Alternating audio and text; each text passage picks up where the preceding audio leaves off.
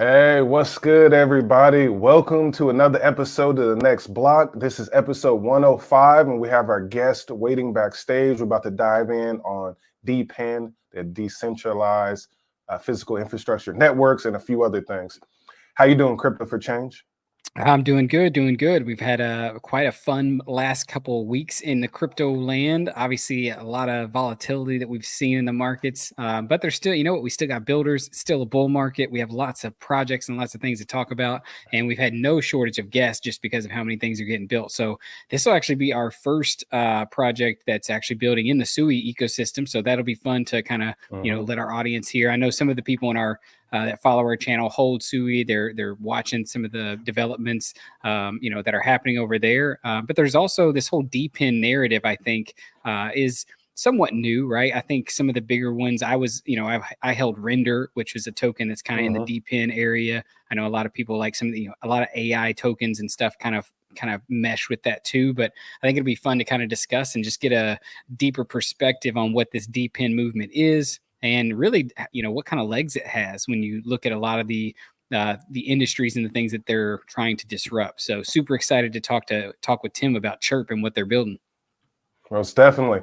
So let's bring Tim on the show. Hey, Tim, welcome to the show. Oh, there we go. How's it going, Tim? Is he there? Might be a little laggy. Yeah, he was. Yeah, maybe. Let's see. Hold on. Let's try that again. Oh, there we go. I think we got you now, Tim. Can you hear us? Right now I can, yeah. Okay. It looks like everything froze for a second. Yeah. It might be trying to catch up. Sometimes whenever we click go live, especially when we got people who are different continents and places in the world, it can kind of take it a second to catch up. Yeah. Okay. Let me pull them off for 1 second. Let's see if you can get the connection a little going better.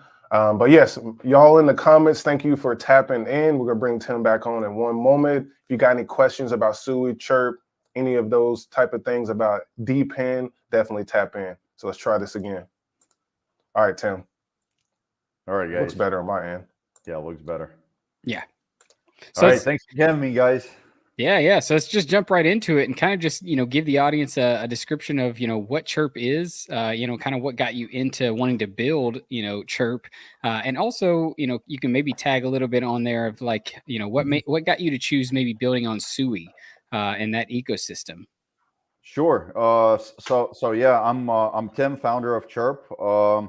We're building a wireless network for IoT and voice communication. And we're building an ecosystem that can connect different types of different protocols for IoT. So essentially, we're not focusing on just one protocol. What we're trying to build is a brand and radio agnostic platform where you can buy any type of device on the internet and you can connect it to our platform. I've been doing IT all my life, graduated from University of Maryland in computer science, network engineering, then worked as a network engineer pretty much my entire life. Later stages led some IT projects, and about 2.5 years ago already, we started Chirp. And during the bear market, we've been building. So we're not really hopping on this new trendy name of DePIN. We've been in this for a while. And actually, we have a really solid product behind our backs. So we're hoping to launch in a couple of months our project. So we're still not launched. But, when we go live, it's going to be a solid project. What's one thing I think many of the people in the audience and people who are watching on Twitter might have maybe aren't for sure about is what is DePIN? Like, what is this whole industry that's kind of, coming up, and what's the main thing that you guys are trying? What would you say is the main thing that DePIN is, disrupting? What industries, what businesses, networks are you guys trying to disrupt and take over and get market share of? DePIN stands for decentralized physical infrastructure. This is when the community owns the physical infrastructure of whatever project is offering.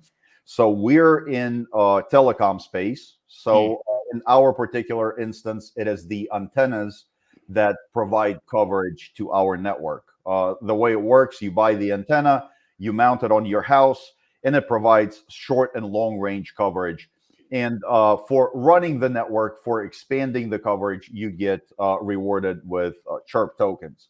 DePIN in general, it could be really anything. So there's a lot of projects that are starting right now. It could be decentralized ride sharing. So there's a couple of companies that are buying cars, and a car is that decentralized physical infrastructure that belongs to the community. Gotcha. It could be scooter sharing. So it could be Scooter sharing. So you know those companies that do scooter rentals. Yeah. They, Like Bird or scooters like like Bird, like Lime, so on and so Lime, forth. yeah. So that's the physical infrastructure. It could be a piece of hardware. It could be a hard drive, and you could be sharing your hard disk space. Right now, there's a couple of projects that are doing GPUs. So for mining, it's really a hot topic right now, and for a reason, because that's the most expensive part of any project, and it's very, very slow to deploy. With the power of people, you can deploy it instantaneously, almost, and you can roll it out globally. So I think it has a bright future ahead of it. Yeah. So And what do you see, maybe, especially as you look at the, landscape of all of the entire crypto space, right? You guys are obviously not the only ones building in the telecommunications area. I know there's a few that's actually done. A lot of our audience is familiar with Algorand's blockchain, and there's been a few. Wayru is one of them that has built something similar to this. You look at Solana, and they got Helium, which used to be its own thing, but they obviously moved over to Solana and started building on that network. What does it look like, as this space continues to evolve? Are we going to see some of the bigger telecommunication giants that are already have this market share building and kind of incorporating these type of benefits? Or is this just going to be do you see a complete overhaul, in the coming years where they're replaced? It's literally going to flip on its head, because this is the most expensive part. Can you guys still hear me and see me okay? Yeah, we can hear you. We might not be able to see you, but the audio is going great, so don't worry about that. Okay, excellent. So I think it's going to flip the entire telecom industry on its head, because essentially the antennas. Just think about this: company operating in multiple countries. So, for example, if there's Verizon in the U.S., Verizon. How come it's not operating in Africa? Because you need to buy land, you need to install the antennas. They have the actual radio access network, so they have their own antennas. They have their own radio network. By the time you deploy one site, it could take 6 months. It could take longer with the purchase of land, or like if you're leasing land. You need to pull all of the infrastructure in there. You have to pull electricity. You have to pull internet. You have to fence the property. You have to alarm the property.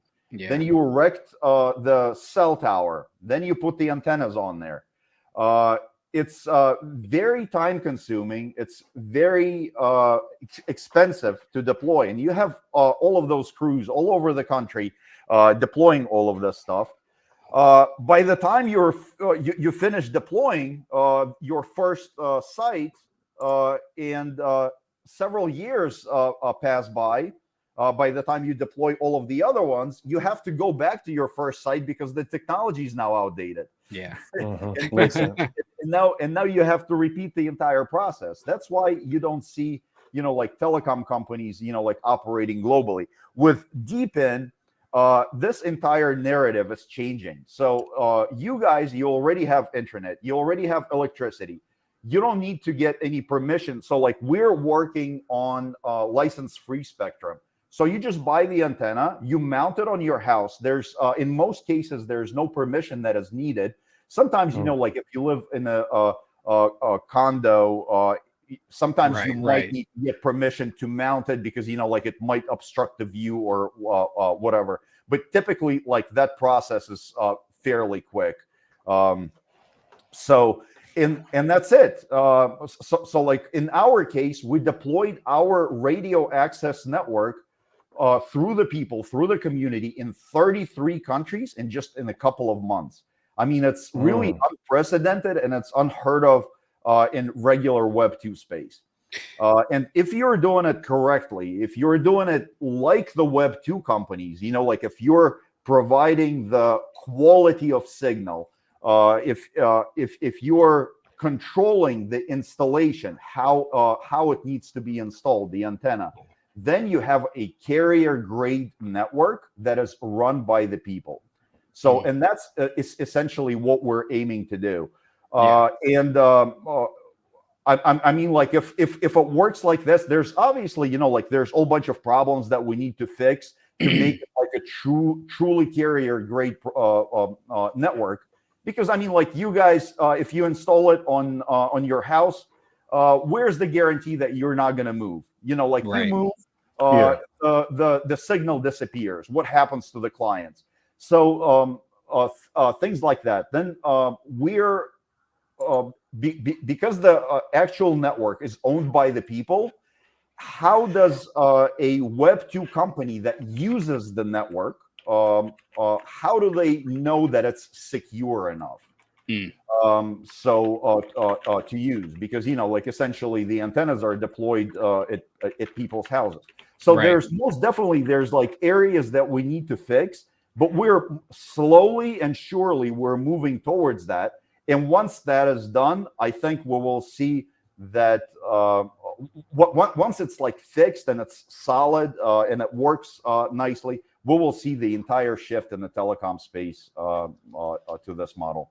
So yeah. So when we're talking about these devices, right? What kind of devices are they? And then when they get shipped to our houses, is it? I'm just trying to make sure I'm clear. Does it share internet with other people in that community, or like is there a tower it has to connect to? So we have divided our project into two phases. Phase 1 is IoT, and phase 2 is going to be mobile connectivity. And IoT, for the audience that don't know, can you share a little insights on that as well? Sure. So IoT is Internet of Things. You connect any type of device to a network and to an ecosystem, and those devices, they communicate amongst each other.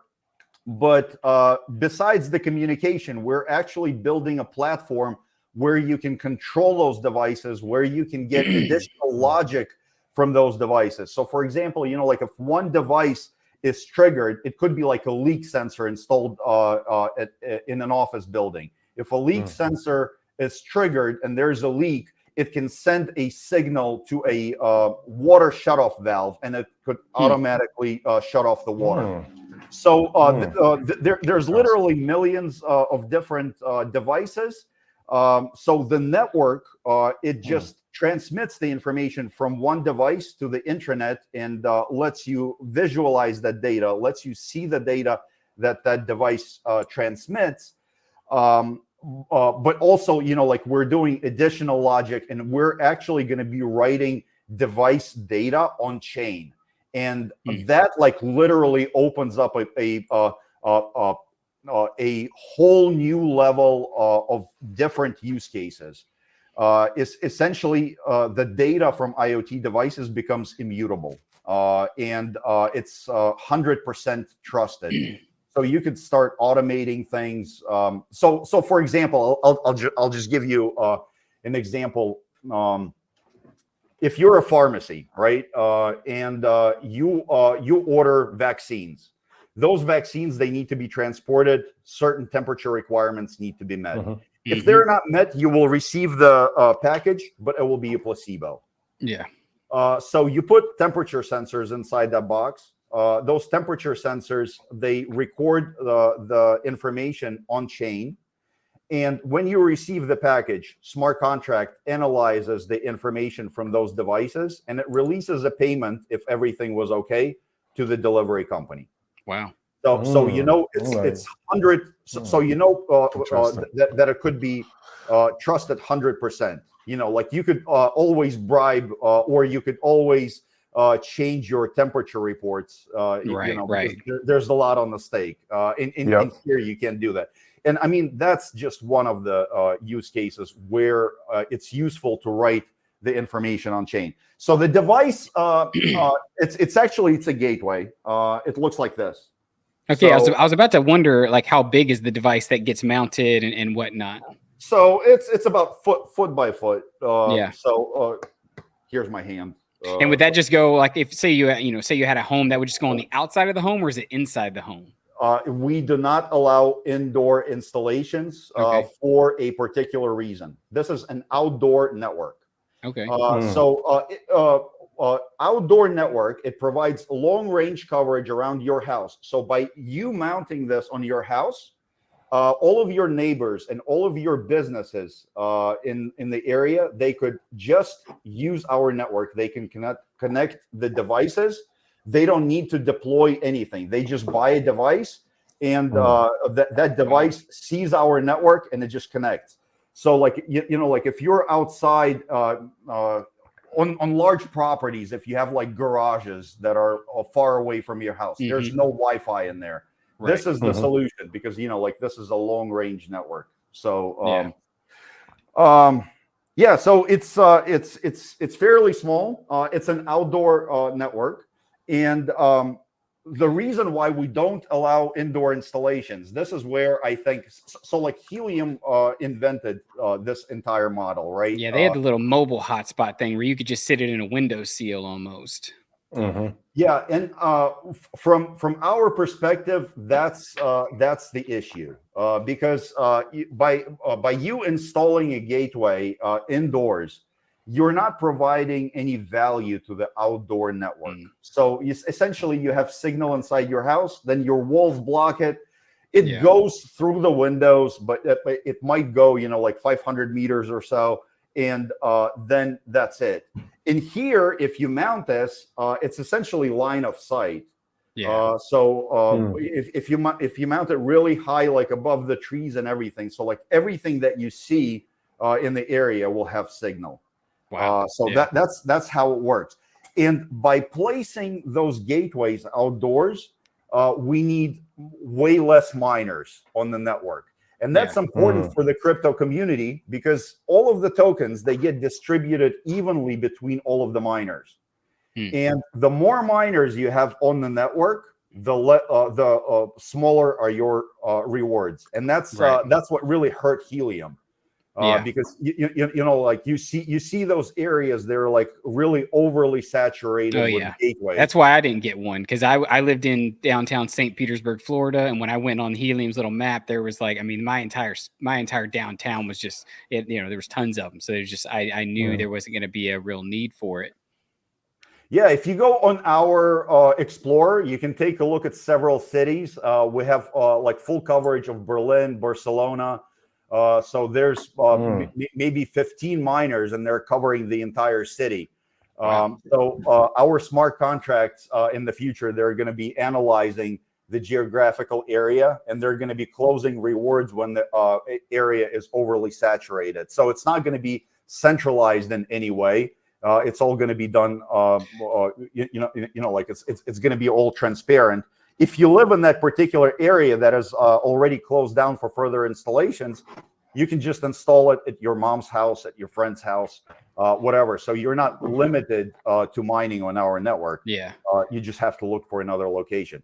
And it protects your rewards, makes it more interesting to mine. And that's why we're in this space, right? From the very beginning. So you know, something else I'd be curious to know is, you know, what's the cost basis look like? One, for maybe someone who would be interested in buying one of the systems you guys have, and the reward, you know, rewards to cost, but also, like, you know, I'm thinking about for other people, like you say, because if you're putting this in your home and you have a business or a couple businesses maybe in the area that want to go in, how does it help their cost basis with the current, you know, maybe establishment or the current network they're already using, and how much could they save, you know, by using something like Chirp? you mount this antenna. That's absolutely right. So you provide the coverage to the businesses. They could start using the network. So the antenna itself, it's not a cheap antenna. It's a telecom grade antenna. It's not one of those indoor antennas. So you can install an indoor antenna on our network. It's not going to be a miner. So like, for example, if you want to extend the signal. So these antennas, they're right now they're $890. So we will open sales fairly soon when we launch the project.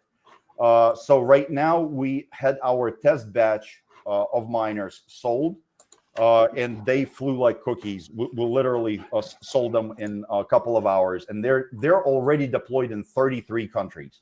Nice. So is this available in the United States? Just curious. It's available globally. Okay. So when you do order the gateway, we will make sure that the gateway, when it's shipped to you, that it meets all of the local regulations, that you're not going to be breaking any laws or anything like that. So we're going to install the proper radio in there. Nice. And it's essentially you can install it in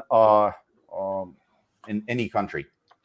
So, and obviously, because this is a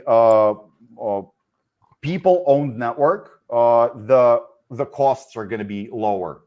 Yeah. So than traditional networks. But then we have add-on services that go on top of the network. So there's I already mentioned that we have a visualization platform, data analytics platform that lets you control the devices and lets you fix all of that data on chain. So that's going to be at an extra cost on top of the network itself. Yeah, and we are going to take a quick ad break. Once we come back, we're going to get some of the questions in the chat here, and I think there's a good one there that we could kind of touch on, which is do you, one, and like I said, we can answer this once we get back. But do you guys have, since you're kind of in the early stages of launching this, a way for people to get in contact and really do a cost basis analysis to make sure it would be profitable and be productive and things like that? But we'll get to that right after this ad break. See where you can go and throw that up, and we'll see you guys in about 2 minutes.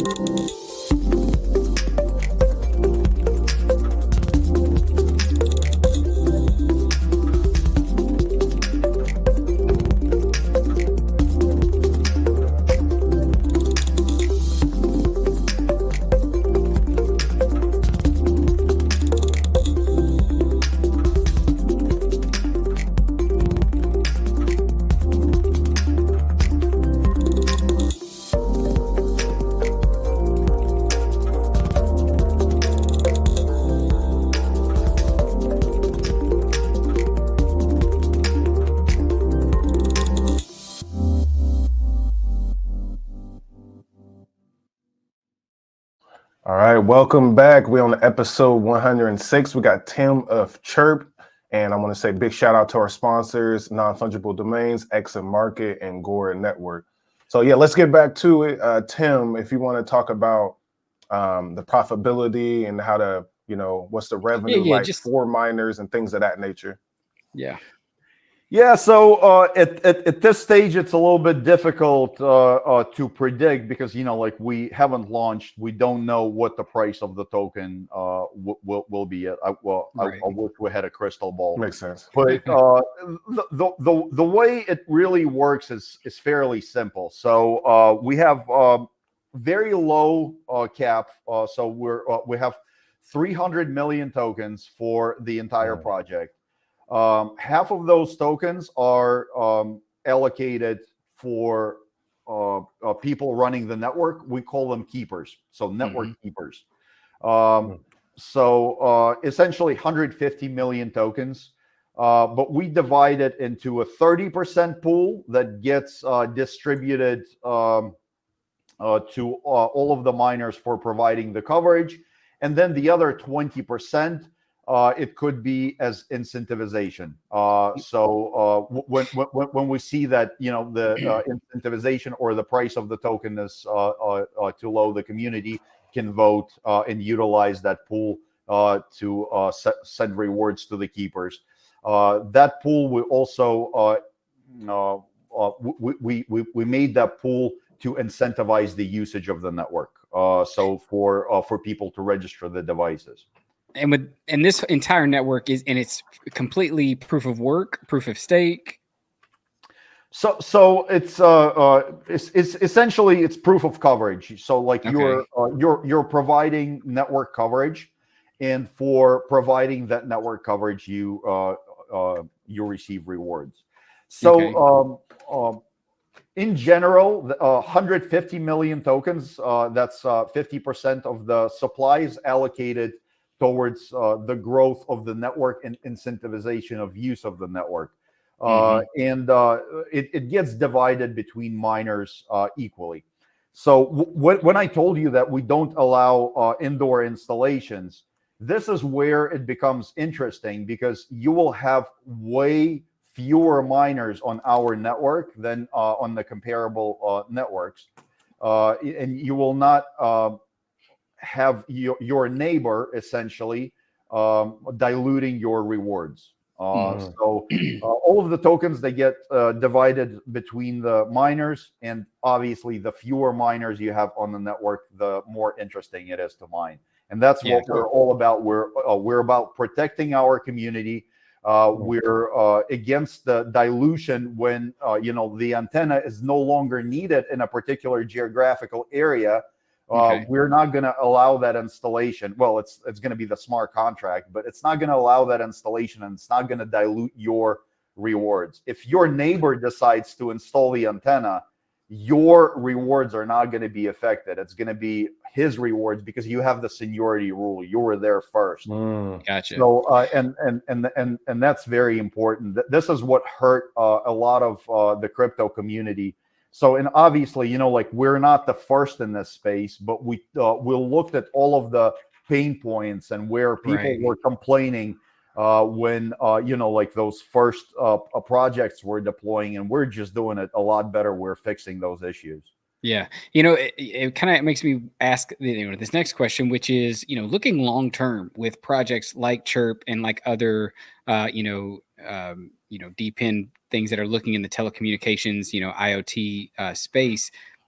When it comes to tokenomics, how does a network like yours survive long term? Because I'm sure at some point all of the mineable tokens, right, or the rewards are going to be given out. So how does it, from that perspective, what do you do once those tokens run out? I mean, how long of a runway does the project have? Is it kind of built in, sort of like Bitcoin with, obviously I know it's not, halvings or anything like that, but what does that look like for Chirp? So we have a flywheel model. If anybody wants to dive into our tokenomics, you go to chirptoken.io, and if I'm not mistaken, it's in our footer. There's a link to our tokenomics. But essentially, the way it works, every time, this is another important aspect. So one of the things that we're fixing is user adoption. One of the issues with crypto, and because we're offering a real world product, so real world product could be understandable to many more people. And to some people, the crypto part could be kind of like iffy. They're like, well, we're not sure, well, what is a blockchain? Like, what is a token? They're not familiar with this. So we're separating our services. So we have chirptoken.io and we have chirpwireless.io. So Chirp Token is strictly for the crypto community. Chirpwireless.io is for the people that want to use the network. And they will not be, when they go to chirpwireless.io, they see all of the services, they see everything that they can do on the network, but they're not going to be thrown off by crypto or anything like that. And essentially, they can pay for our services, for connectivity, for using the platform with a regular credit card. But then there's a on-ramp that will buy the Chirp token. So when you make a payment, it automatically buys the Chirp token. So it's essentially, it could be your parents that know nothing about crypto and the blockchain. But like they want to automate their house, or it could be a corporation, and corporation, like doesn't want to be scared off by crypto. So it's essentially, crypto becomes a back end. So it's just like you surfing the website. When you're surfing the website, you're not thinking, like what database it's using, on what servers, right. on AWS or on Google. Right. And that's what we're doing in the crypto world. But yeah, essentially, you make a payment in fiat, and it buys a Chirp token from the circulation. So, but yeah, the community can dive deeper in our tokenomics paper that's on our website. Yeah, for sure. Shoot, I just had a question and it just left my mind. Let me see if it comes back to me. See, well, if you have one, you can go ahead. I had something, but I literally forgot it. Yeah. Okay. Well, let's go back to, let's talk about the SUI ecosystem a little bit, and why you chose to use a SUI blockchain. Like, what advantages do you have there? And I do know SUI is one of the new like Gen 3 blockchains, and it has been getting a lot of attention. But if you want to dive in on SUI a little bit. Sure. So like I said, like we've been building for 2.5 years. And when it came to a decision to pick our home where we're going to be hosting our network, it was actually a fairly challenging experience, because we have this ambition to write IoT data on chain.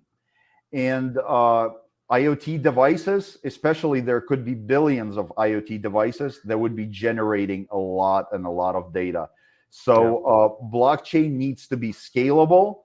It needs to have very low fees, parallel transactions, and it needs to have extra storage. So at the time when we were looking at the blockchain, so like at first we were developing our IoT solution, and then last year or year before that, we started looking into different chains. That's how we came across SUI. But all the other contenders were Solana, for example. But Solana was down more than up during those times. Like Always, yeah, and I mean, like, how can you build a business? Like, and that's why, like, we saw Helium switch over to Solana, and we were like, well, okay, that's I mean, like, how are they going to build this network, and how is it going to be carrier grade? Never. SUI was actually like the only choice that we really had. Well, there was Aptos as well. But we really think strongly of the SUI team, because the actual founder of the SUI team, he's the one who invented the Move language. In my personal opinion, the SUI team is a lot stronger. But yeah, chains are obviously very similar. So is there any chance of like, and this is for the Algorand audience that's here right now, they always love to ask this question. Is there any chance of cross-chain using Chirp product and wireless? And then do you know about Algorand or any thoughts there? Because or HBAR as well, I would like to throw in. So very high level, yes, but we did look into them as well.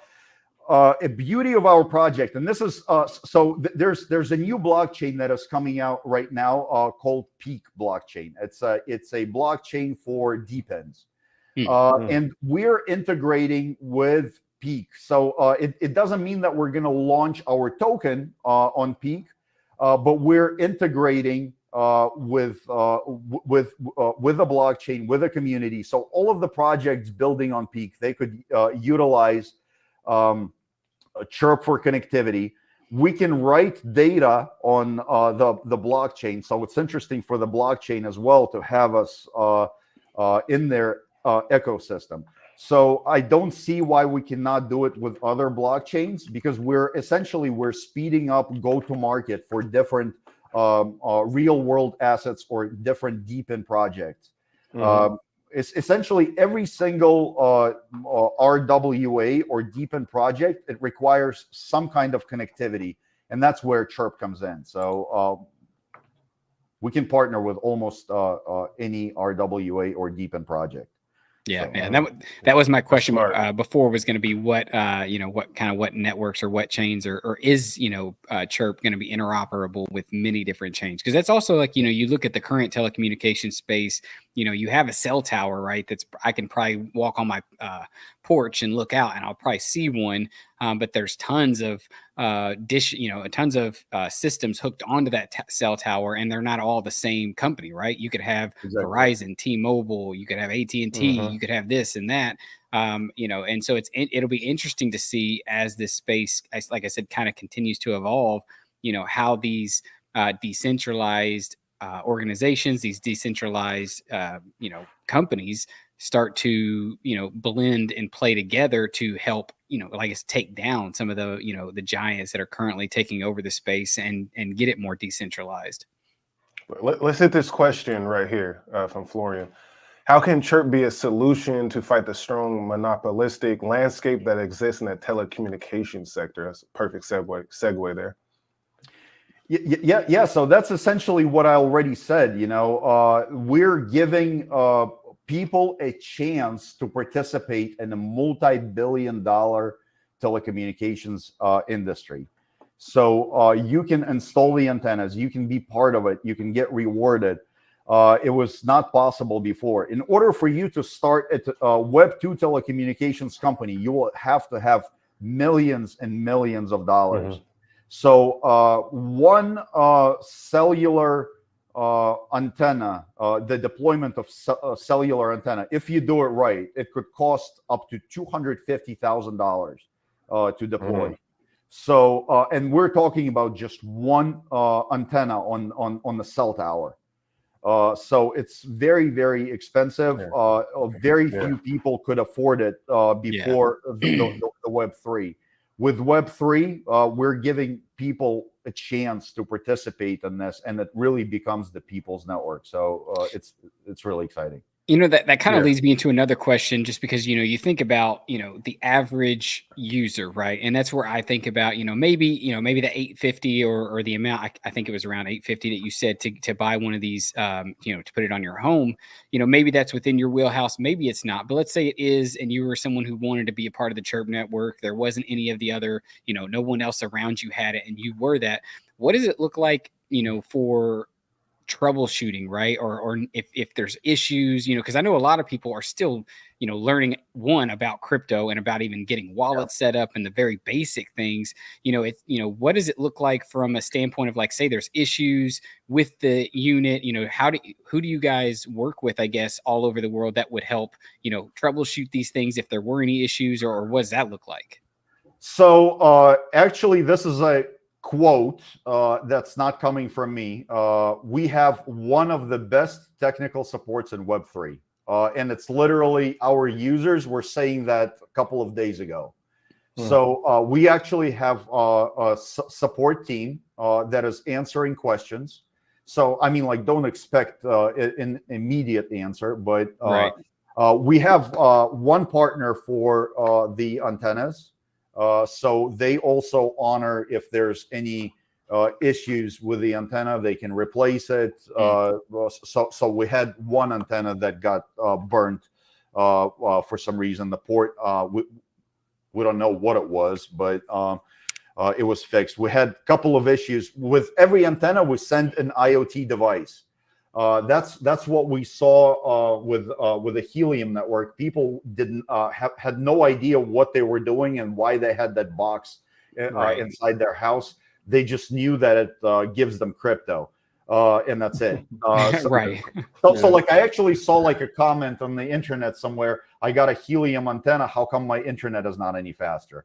And you know, like, it's an IoT antenna. It's not supposed to. It has nothing to do with your internet. But I mean, like, people are totally clueless, and that's why we're including an IoT device with every gateway.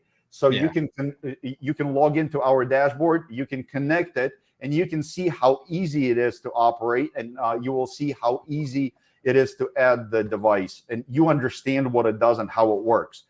So that's the network side. So the gateway, it has one PoE cable, so power over Ethernet.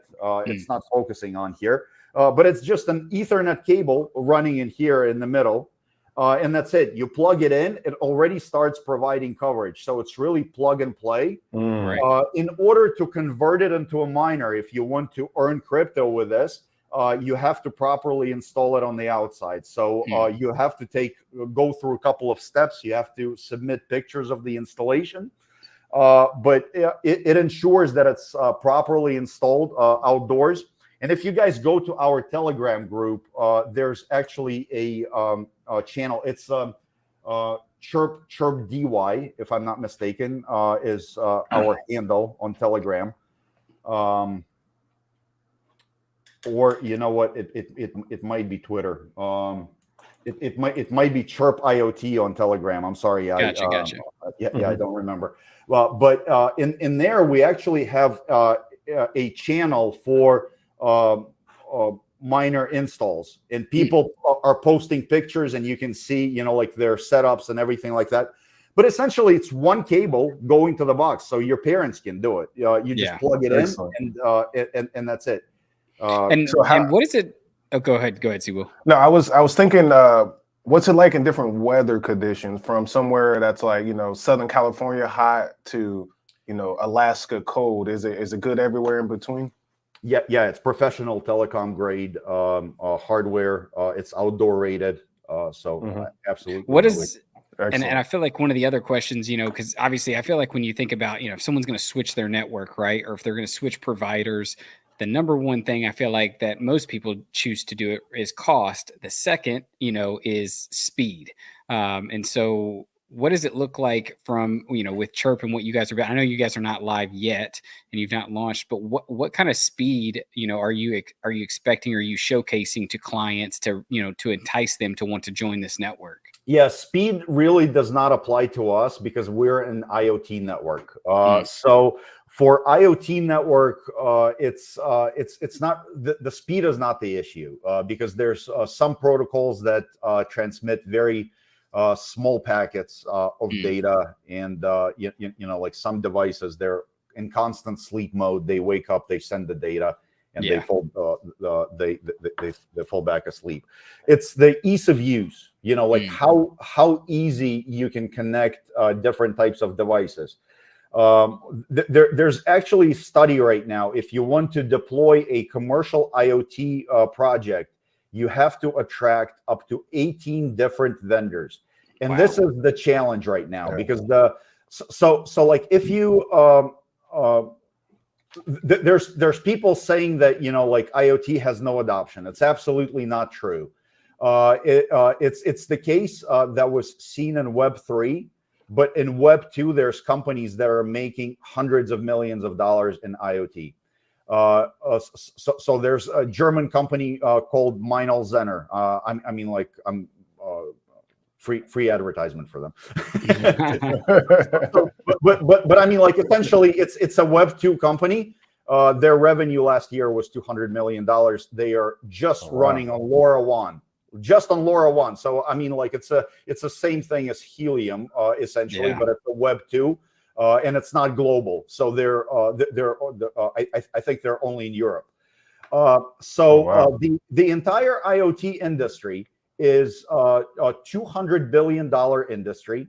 There's a handful of companies that are making over $100 million. And where does all of that revenue come from? It's whole bunch of players that are offering their own solutions. So the space is extremely fragmented. And that's why you need to attract up to 18 different vendors to implement a solution. It's a total mess. That's what we're fixing at Chirp. So you have one global partner, you have one network, you have one platform, and it's the ease of use. You know, like, you buy a device, you connect it, you control it, you see it all in one place. I mean, like, even if you look at Helium, you know, like, Helium provides connectivity for IoT devices, but if you want to control them, or if you want to visualize the data from those devices, you have to go to a third-party platform. So you're already using two platforms. Helium offers only LoRaWAN. You want to offer you want to install a device that runs on a different protocol, you attract another vendor, another platform, and the cycle repeats. So. No, very true. Well, I don't know if you have any other questions, but you know, I that's mostly all the ones I can think of initially. And also, like I said, if you don't have any, Tim, is there anything that maybe we've not asked that you'd like to highlight about Chirp, or about what you guys are building, or with your recent or upcoming launch? Yeah, and if you can give us any potential launch dates, if you haven't said those already. So we don't have a set date. We're going to be ready to launch in the summer, and we're aiming to launch in the summer. We'll see how market is. You know, like, we're not going to launch in choppy market. It's not in anyone's interest. But I mean, like, it's very choppy right now. Yeah. But technically, we're going to be ready in the summer. Right now, we're running a whole bunch of campaigns. So your audience is more than welcome to join our Twitter community. In there, we're posting a whole bunch of campaigns. We're going to be announcing a lot of NFT campaigns in the coming weeks and months. Some airdrops. Right now, we have a campaign to win a miner. So anybody can win a miner. It's not cheap. The Blackbird challenge right here. I'm sorry.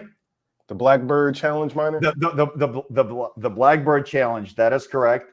So it's essentially, you take a picture from your roof or from your installation site, and best view has a chance to win a miner. So if you're chosen, you will have to prove that you can actually install in that location. But we're doing it to expand the coverage at the best locations. So it's essentially, there's signal everywhere in line of sight. So the higher you are, the larger area you cover. So it's interesting for us to give away a miner, because you're spreading out our coverage, and you get a chance to win. But you know, like, if you don't live high up, or you have a lot of obstacles, I'm sure you have friends or family, and so I might actually want to submit for this giveaway, because I'm on the 3rd floor, but looking out, it's like, you know, obviously you got beautiful intercoastal of the, you know, floor of the Gulf, and so, hey, you know, maybe I'll submit and try to win me one of them miners. Yeah, most definitely. If there's no trees or buildings blocking it, and the more you can see, the larger, as far as the eye can see. Yep. That's what we're looking for. Yeah, I'll definitely check it out. And obviously, anybody who's watching either on X or live on our YouTube, or if you're going to watch it later and you didn't catch us live, be sure to head over. It is just at Chirp, and then EWI. We'll link all the socials in the description below, so you can check those out. And yeah, it's only like a couple tweets down. You can submit right there to try to win that Blackbird miner. Let's go. All right. Appreciate y'all all for tapping in. Once again, thank you, Tim. And then we'll be seeing you, excuse me, all next week. Have a good one, y'all. Peace.